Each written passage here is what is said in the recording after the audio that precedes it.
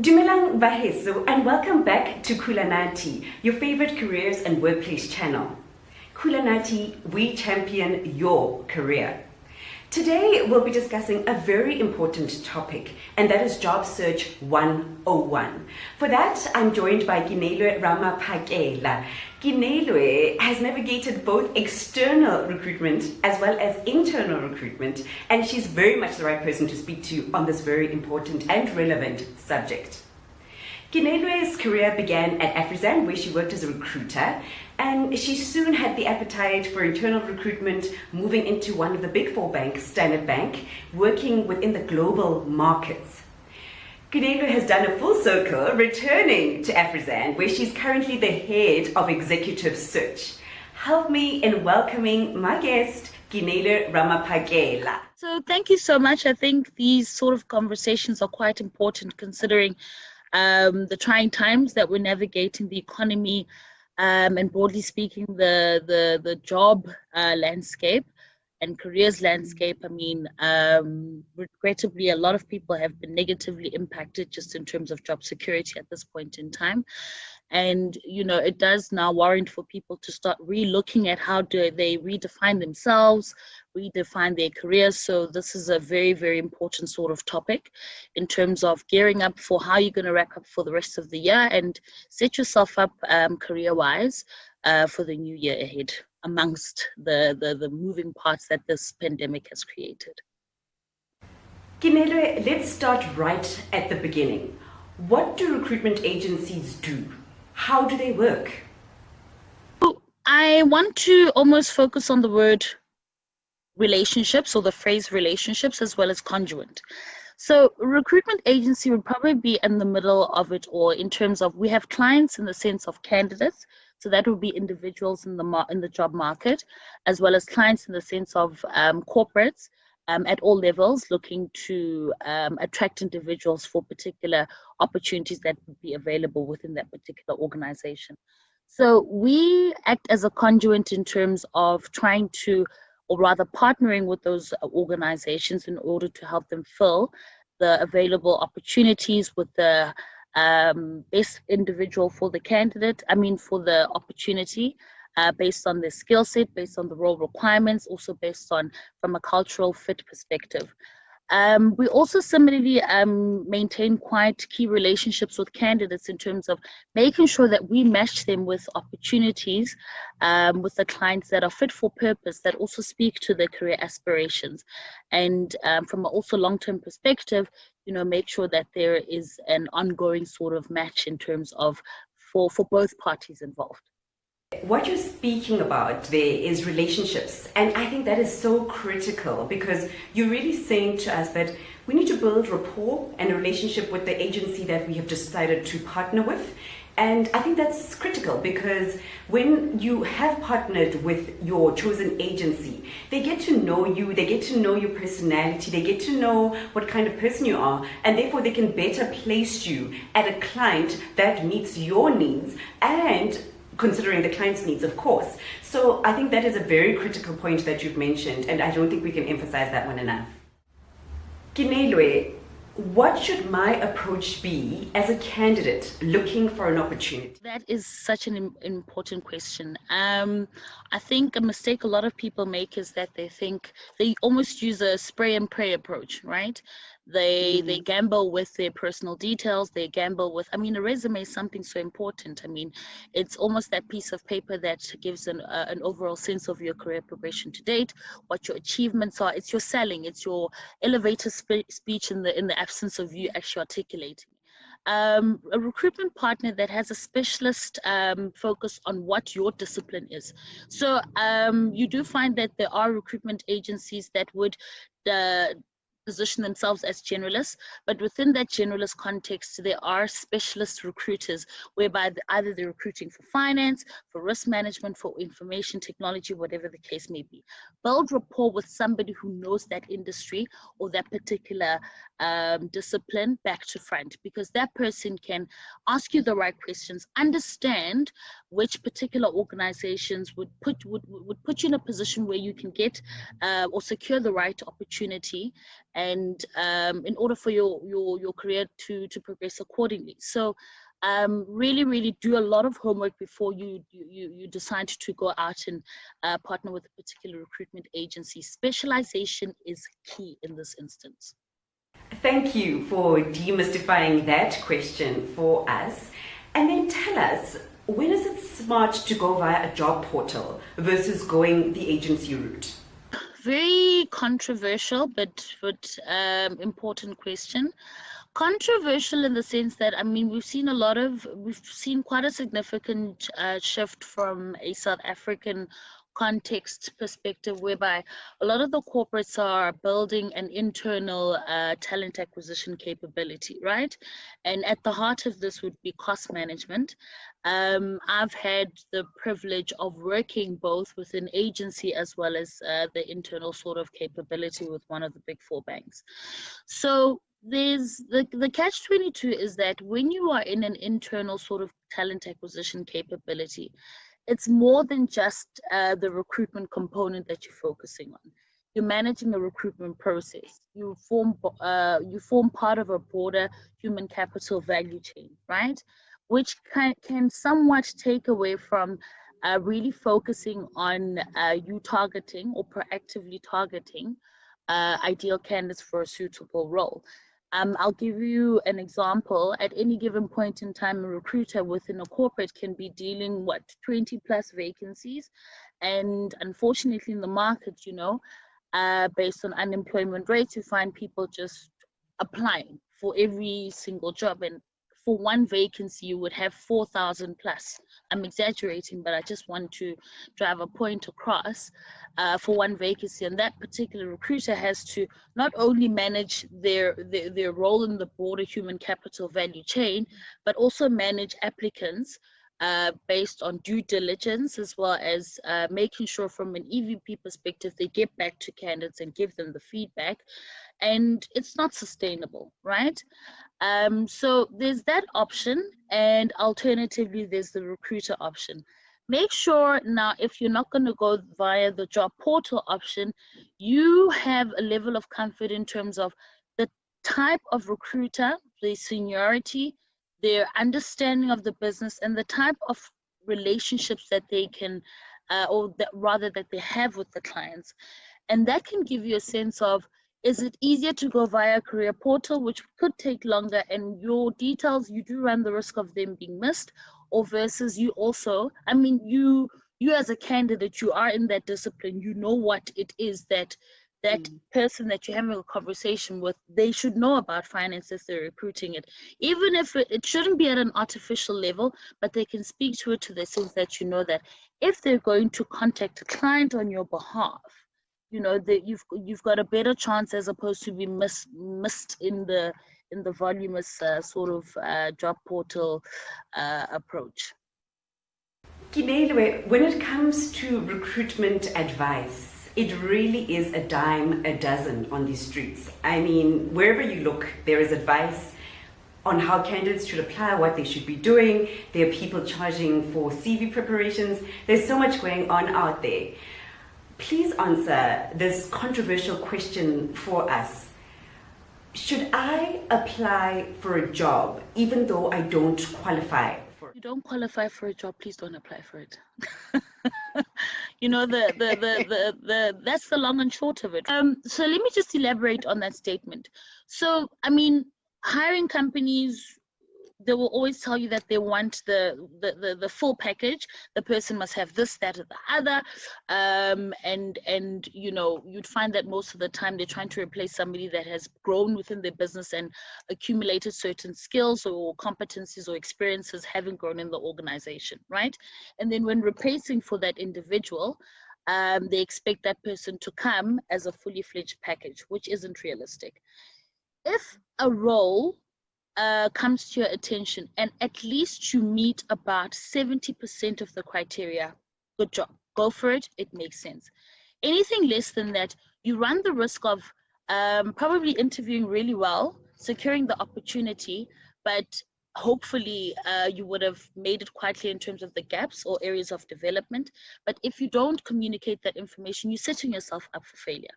You've misrepresented yourself, you've oversold yourself, and you find yourself on a back foot whereby I mean, you don't want to be the person that 6 months in the role, people are already questioning your extent of capability.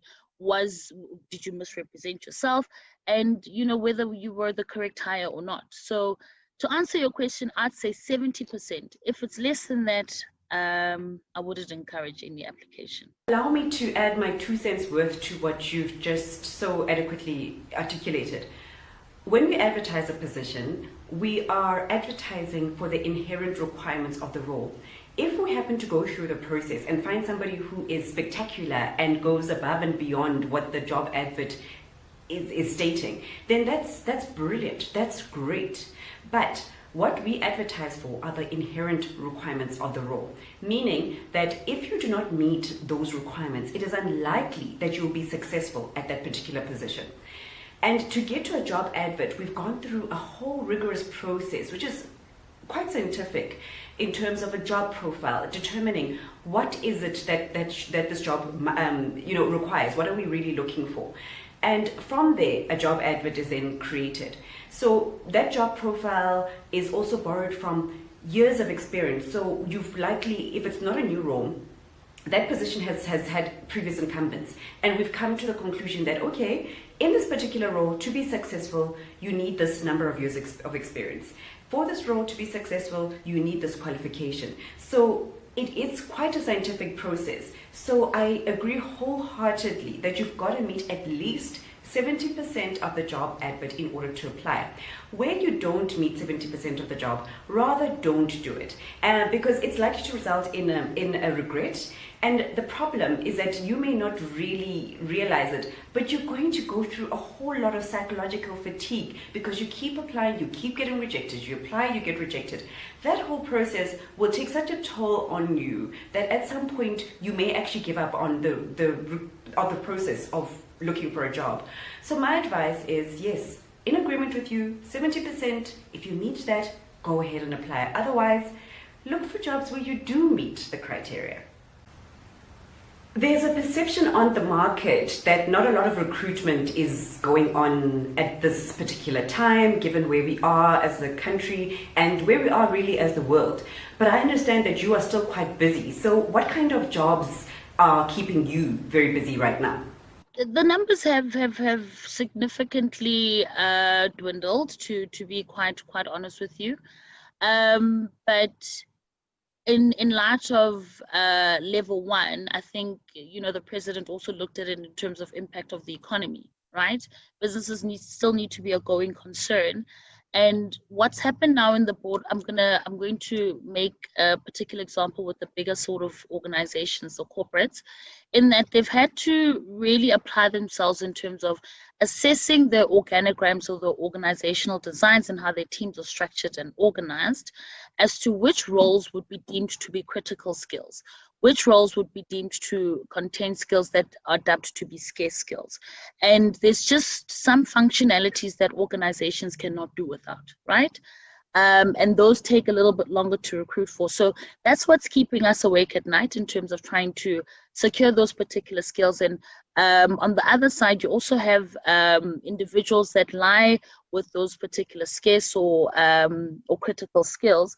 There's also a bit of apprehension to want to move at this point in time, because you don't know if you're moving to another potential employer, how secure is your job, as opposed to sitting where you are at, whereby there's rapport, there's relationships, and there's an extent of having access to certain information to know if your role is at risk or not. So just broadly speaking, we have seen the disciplines whereby there's a lot of movement in terms of skills demand. I would say information technology, for obvious purposes. I mean, it was almost like ripping a Band-Aid off a scar, where overnight everybody just needed to learn to work from home. Then there was a huge dependency in terms of technological platforms. And then quite closely linked to that would be human capital. Human capital had to make sure, from a performance perspective, Do we have people actually delivering at their optimum, having to work from home? So now this is where you're assessing for individuals, are they able to self-govern? Is there self-discipline? Are they still delivering and performing at what is expected in terms of basic deliverables, right? Quite close to that would also be the risk management function. Now, you must remember, when you're working within a particular organization, there's certain, let's call it what, systems or information that you can only that access. You're privy to. Exactly. And now, the IT function needs to work very closely with risk management to make sure that you don't have a situation whereby IP is being compromised and people don't misuse organizational information. So that's been quite a significant increase. I'd also say from a compliance perspective, right? Legislatively, just in terms of, and I'm going to hone in on financial services, there's been a lot of changes from, I would say, regulator perspective, right? So now with compliance, working with risk management, now we need people that are coming in with more global sort of context understanding, and insurance in particular. There's a particular act that's been implemented called Twin Peaks, and now insurance, there's a huge demand on insurance. People, you know, from a health insurance perspective, people want to secure their health for obvious reasons. So that's also come into the spotlight in terms of demand as well. So I think at a high level, Khunsi, I hope I've given you quite a reasonable amount of examples in terms of the type of skills that are keeping me busy. Yeah. There's a war on talent for specialized skills around the globe. What could be the cause of this in a country like South Africa, where we've got a high unemployment rate? I'll tackle this one at a grassroots level, right? Are people studying the right thing at having matriculated and going to university? I'll give you an example, and I'm going to probably have to make reference to, not probably, I will make reference to my current employer. So I'm with Afrizan People Intelligence, and we are a recruitment agency in the true sense. So we have something or product offering to our clients called Cadet Academy, right? So it's by no means the equivalent of a graduate program. We hire for graduates that have studied commercial qualifications that are not fit for purpose. So I'll give you an example, and with all due respect, but I need to drive a point across. Unfortunately, in this day and age, what are you going to do with a BCom in philosophy? What are you going to do with a BCom in sports management, right? And I'm basing this based on the sort of skills or sectors that are driving the South African economy at the moment. So what we've done is you'd find that there are graduates, once they've completed the undergraduate qualification, sterling marks, but now the job market doesn't have opportunities that would cater for the type of qualifications that they have.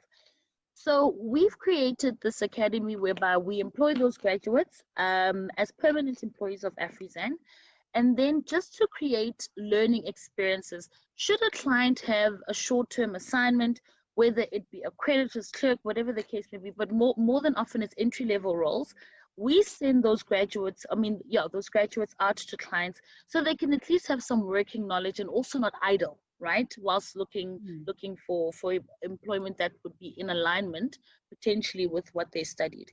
So, and I mean, to year to date, we've probably had about 2,000 cadets that would be converted by clients as permanent employees, because employees also like the concept of a tried and tested resource. This individual has proven themselves, and we all know the millennial conversation and controversy around that. So it's a non-committal sort of contract where I get to try and test, and if I don't necessarily, I'm not impressed by the individual, then they come back to us, and then there's a coaching process in terms of how can we better assist this individual to show up better to the next assignment, whatever the case may be. So at a grassroots level, there needs to be a little bit more information sharing, a little bit more, research done in terms of, is what I'm studying now going to be relevant to the next 3 to 5 years? And then outside of that qualification process, there's also, you always need to be upskilling yourself, right? And looking at how do I differentiate myself?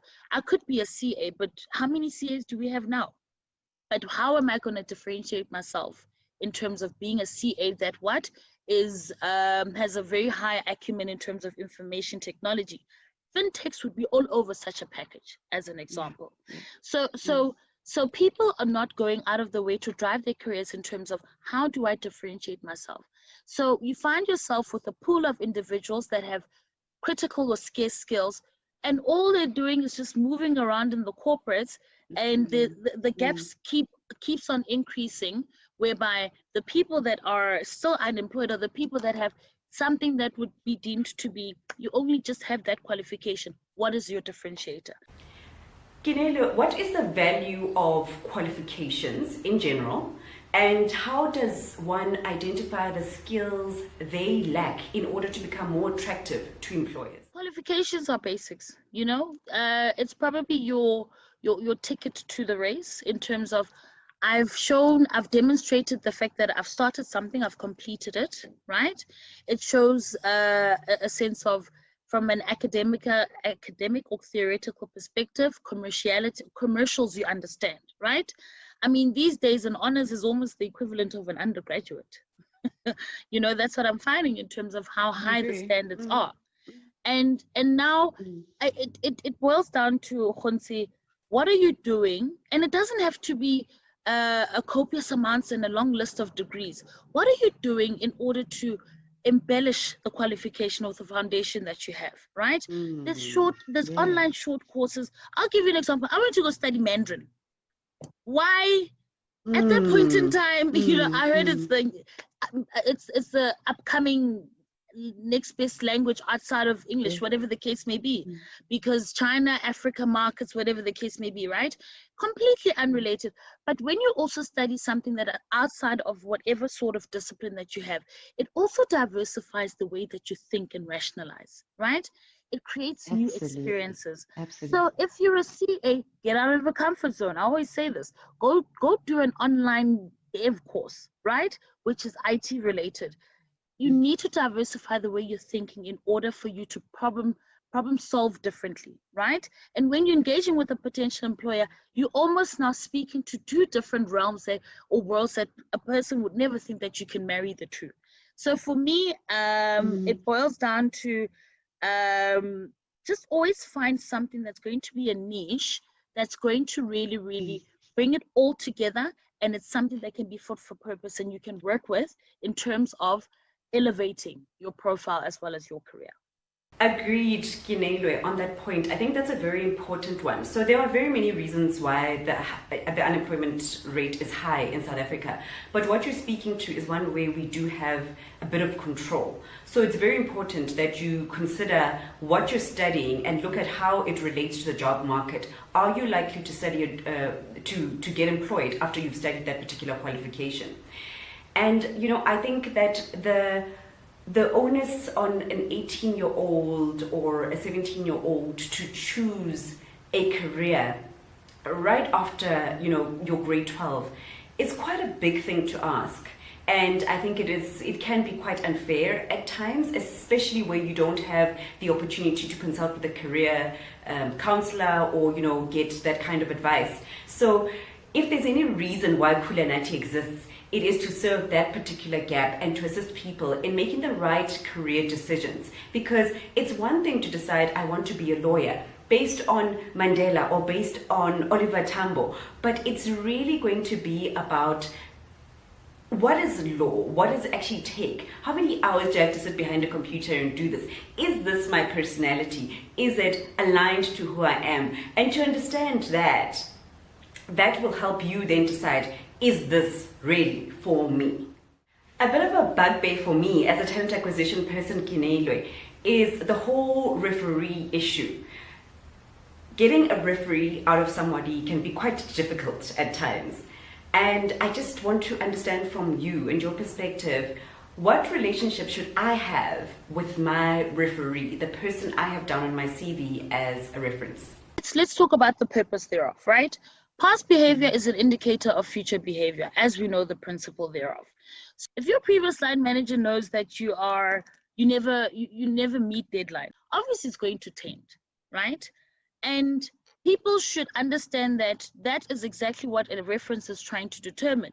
What did your past, how did you conduct yourself previously, in order to give us some sort of sense check around how you're going to show up for the next opportunity. The people that you should be providing as a reference would be the people, for me, a person that you reported directly into upwards. Upwards is a better indication because that's a person that at the end of the day had to provide feedback in terms of your performance thereof, right? Colleagues, it's always a hit and miss. I wouldn't really necessarily encourage, because those are your peers. They're not there to assess your capabilities. They're not there to assess your gaps. So if there's anything you need to make a person aware of before they contact a referee, please do it upfront, so there's no surprises, so that you can also tell your side of the story, so that when they hear it, it's not for the first time. So to answer your question, Khonsi, direct line managers are always your best bet. And also, please also chat to the person that you've listed as a referee. You know, it would be nice just to give them a heads up, but also ask for permission. I think it's the professional thing to do, and respect people's time, right? And it goes a really long way in that they will give it the time that it deserves.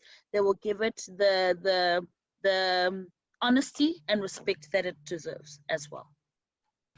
So as you're speaking, Kinelwe, another question comes to mind. Should you have the name and contact details of your referee on your CV, or should you rather stick with that one-liner, references will be available upon request? What's your view on that? Available on request. I'll tell you why. If somebody wants to list me as a reference, I don't want my personal details to be for public consumption. It's only the respectful thing to do. Available on request, there's nothing wrong with that. It does not raise any eyebrows. If somebody needs it, then you provide it to them. Then at that given point in time, you can also tap your referee on the shoulder to say, please expect for Khonsi to be contacting you regarding my performance at X organization. All right, Kinelwe, thank you. So tell us about Afrizan. Very high level. We are 30 years plus old.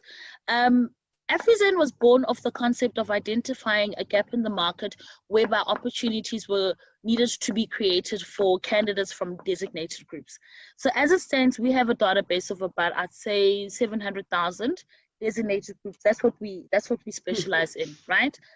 We are known as generalists, but within the context of the organization, we do have particular desks whereby there's IT specialists, there's finance specialists, there's risk specialists, etc. And then the nice thing about it is that we have an array of product offerings. I gave you a sense of the Cadet Academy. We have a temp desk. We have an internship capability. So please go onto our website, www.afrizan.co.za, and it's quite comprehensive. It gives you quite a nice picture in terms of what our broader service offerings are and what we're about.